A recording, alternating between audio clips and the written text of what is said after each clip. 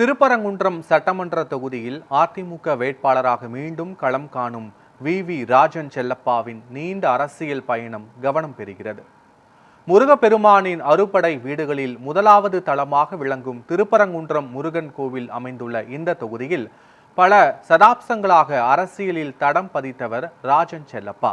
1965ஆம் ஆண்டு ஹிந்தி எதிர்ப்பு போராட்டத்தில் பள்ளி மாணவராக பங்கேற்றதன் மூலம் அரசியல் வாழ்க்கையை தொடங்கிய அவர் 1969ஆம் ஆண்டு திமுக மாணவர் அணியில் பொறுப்பேற்றார். பின்னர் 1972ஆம் ஆண்டு எம்.ஜி. ராமச்சந்திரன் தலைமையில் அதிமுகவில் இணைந்தார்.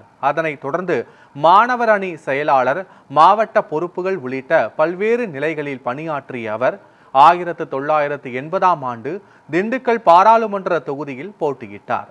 1992ஆம் ஆண்டு மாநிலங்களவை உறுப்பினராகவும் பதவி வகித்தார்.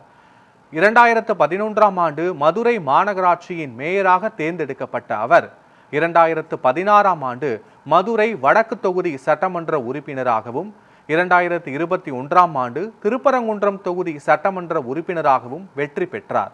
தற்போது அதிமுக கழக அமைப்பு செயலாளராக செயல்பட்டு வரும் ராஜன் செல்லப்பா 60 ஆண்டுகளுக்கும் மேலான அரசியல் அனுபவத்துடன் மீண்டும் தேர்தல் களத்தில் உள்ளார்.